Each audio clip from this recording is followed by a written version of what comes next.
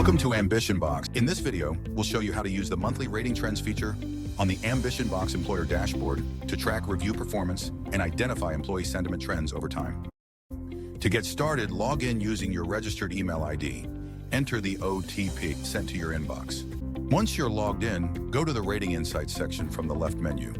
Here you'll find three sections: Cumulative Rating Trends, Monthly Rating Trends, and Rating Breakdown.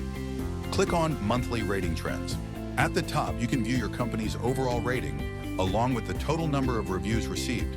Scroll down to explore the monthly rating breakdown and the percentage-wise distribution, where ratings are distributed month-wise across different rating bands. This helps you identify positive and negative rating patterns and understand how employee perception has evolved over different months. Scroll further to analyze trends for your individual categories like career growth, job security, salary and benefits, work satisfaction, skill development, company culture, and work-life balance.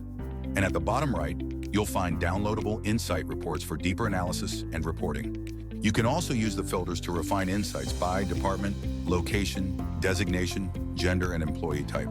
With monthly rating trends, you get a more granular view of employee feedback, helping you measure the impact of internal initiatives and make more informed people decisions.